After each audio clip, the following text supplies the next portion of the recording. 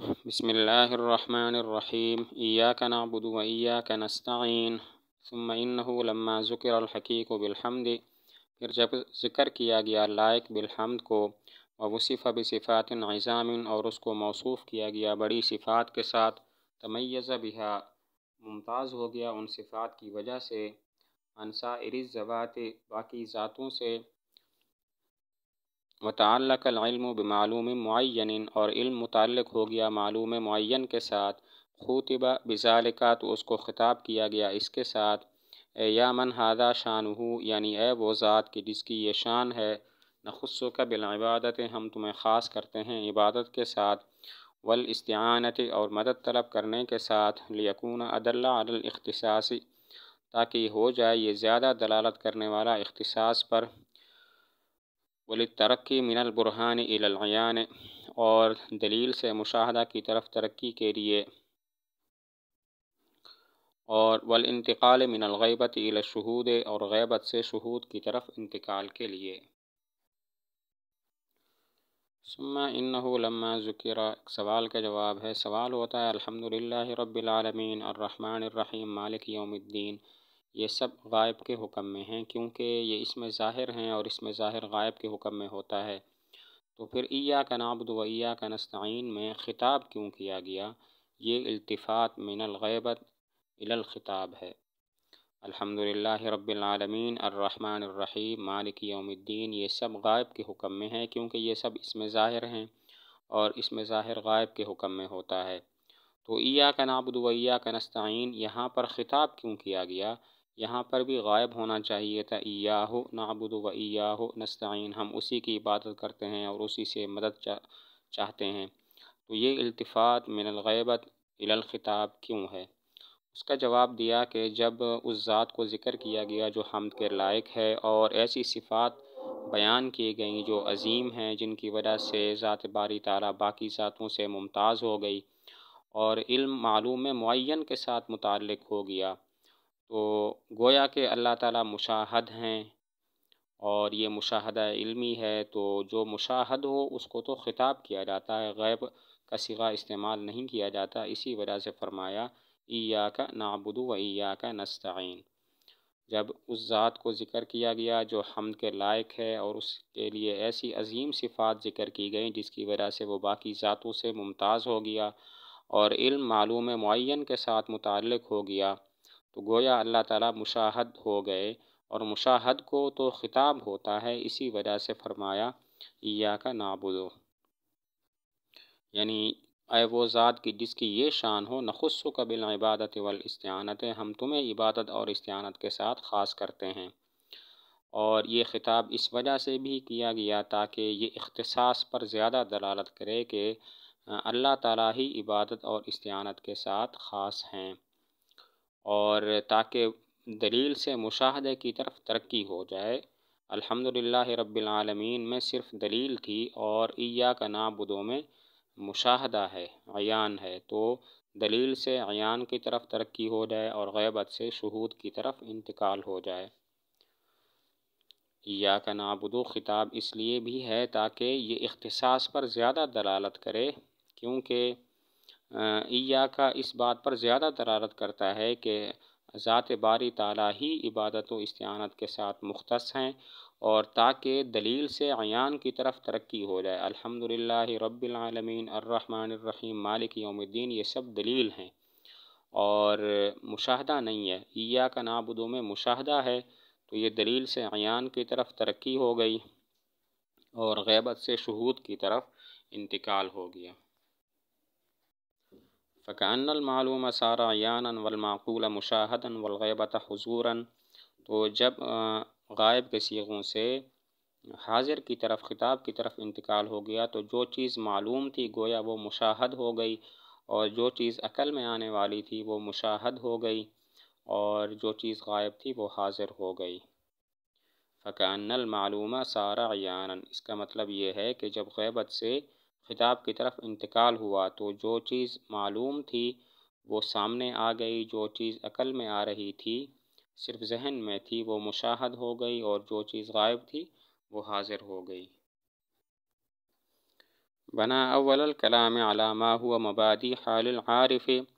بنیاد رکھی کلام کے آغاز کی اس چیز پر کہ جو عارف کے حال کے مبادی ہیں، من الذکر والفکر والتأمل فی اسمائہ، یعنی ذکر، فکر اور اس کے ناموں میں غور کرنا، والنظر فی آلائہ اور اس کی نعمتوں میں غور کرنا، والاستدلال بصنائعہ اور اس کی کاریگری سے استدلال کرنا، علی عظیم شانہ و باہر سلطانہ، اس کی عظیم شان پر اور اس کی غالب بادشاہت پر، ثم قفا بما ہوا منتہا امرہ، پھر اس کے بعد ذکر کیا اس چیز کو کہ جو عارف کے حال کا انتہا ہے، حال کا منتہا ہے، وہو ان یخوض لجۃ الوصول، اور وہ یہ ہے کہ داخل ہو جائے وصول کے وسط میں، ویسیر من اہل المشاہدۃ، اور ہو جائے اہل مشاہدہ میں سے، فیراہ عیاناً، پس اس کو دیکھے ظاہری آنکھوں سے، فیراہ عیاناً، پس اس کو دیکھے سامنے، ویناجیہ شفاہن، اور اس سے مناجات کرے بالمشافہہ، اللہم اجعلنا، اے اللہ ہمیں بنا دے، من الواصلین للعین، ان لوگوں میں سے جو پہنچنے والے ہیں ذات تک، دون السامعین للاثر، نہ کہ وہ جو سننے والے ہیں خبر کو۔ بنا اول الکلام، یہاں سے انتقال من الغیبت الی الخطاب کا نقطہ بیان کیا کہ شروع میں عارف کے حال کے مبادی کا بیان ہے، یعنی الحمدللہ رب العالمین الرحمن الرحیم مالک یوم الدین، یہ عارف کے حال کے مبادی ہیں کہ وہ ذکر، فکر کرے، اللہ تعالیٰ کے ناموں میں غور کرے، اس کی نعمتوں میں غور کرے،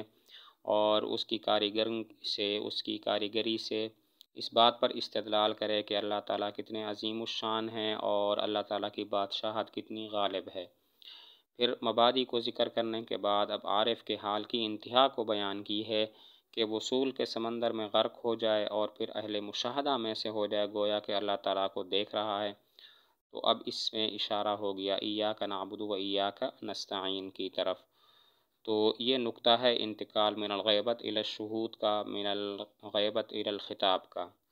بنا اول الکلام، یہاں سے نقطہ ہے انتقال من الغیبت الی الخطاب کا کہ جو کلام کا شروع ہے اس میں عارف کے حال کے مبادی ہیں۔ شروع سے مراد الحمدللہ رب العالمین الرحمن الرحیم مالک یوم الدین، یہاں تک۔ تو اس میں عارف کے حال کے مبادی ہیں کہ وہ ذکر، فکر کرے، اس کے ناموں میں غور کرے، اس کی نعمتوں میں غور کرے، اور اللہ تعالیٰ کے افعال کے ساتھ اس بات پر استدلال کرے کہ اللہ عظیم الشان ہیں اور اللہ تعالیٰ کی بادشاہت غالب ہے۔ مبادی کے بعد پھر عارف کے حال کی انتہا کو بیان کیا کہ وہ یہ ہے کہ وصول کے سمندر میں غرق ہو جائے اور اہل مشاہدہ میں سے ہو جائے، گویا کہ اللہ تعالیٰ اس کے سامنے ہے۔ تو اسی کو بیان کیا ایاک نعبد و ایاک نستعین سے، اور پھر دعا ذکر کی اللہم اجعلنا، کہ اے اللہ ہمیں ان لوگوں میں سے بنا دے جو تیری ذات تک پہنچنے والے ہیں، ان لوگوں میں سے نہ بنا جو صرف باتوں کو سننے والے ہیں۔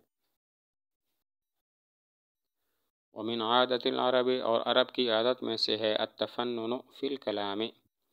کلام کو مختلف انداز میں لانا، والعدول من اسلوب الی آخر، اور عدول کرنا ایک اسلوب سے دوسرے کی طرف، تطریۃً لہو، اس میں جدت پیدا کرنے کے لیے، وتنشیطًا للسامع،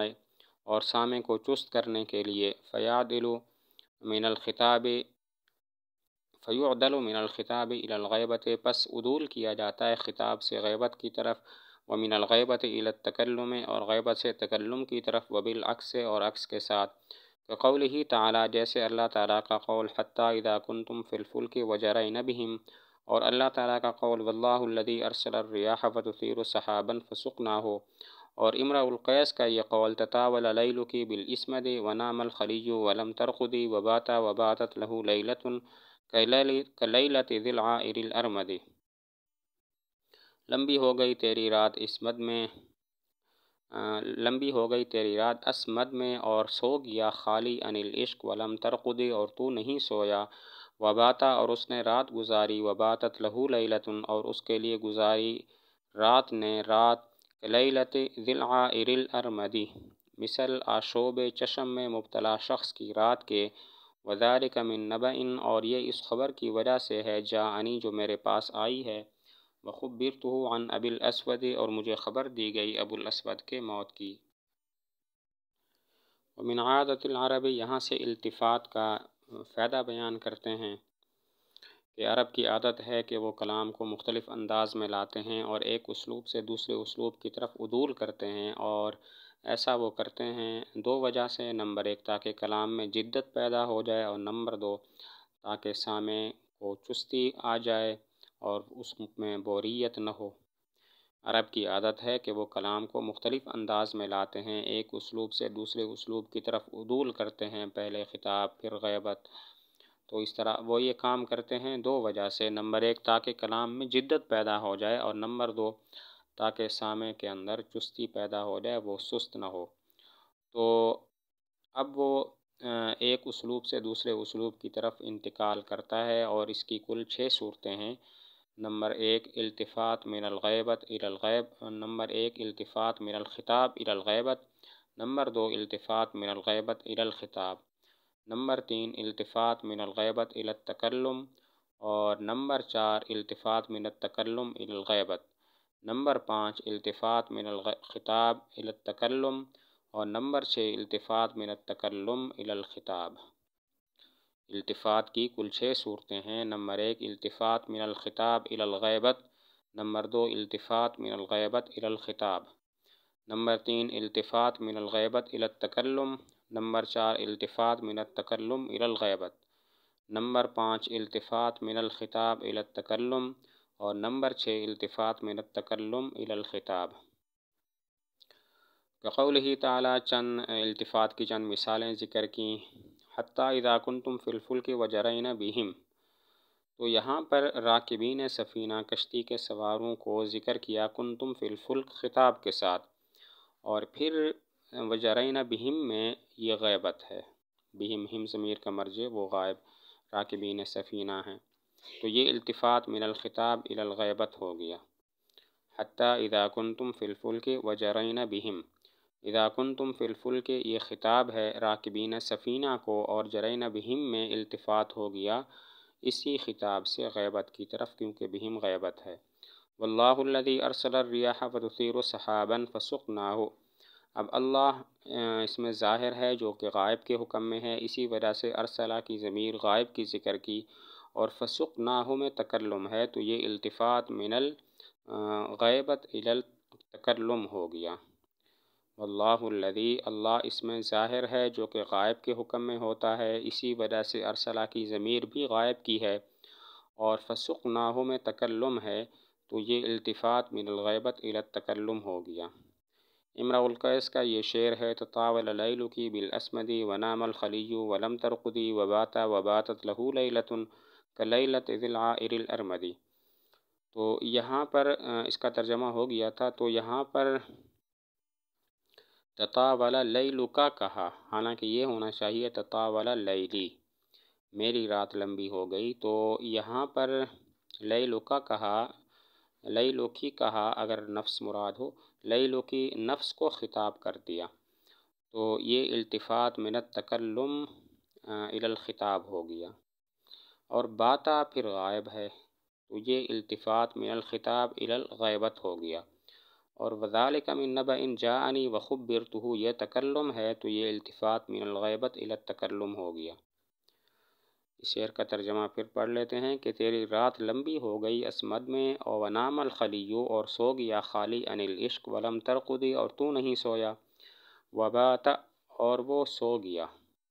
اور اس نے رات گزاری، وباتت لہ لیلۃ اور اس کی رات نے اس کے لیے رات گزاری، کلیلۃ ذی العائر الارمد مثل اس شخص کی رات کے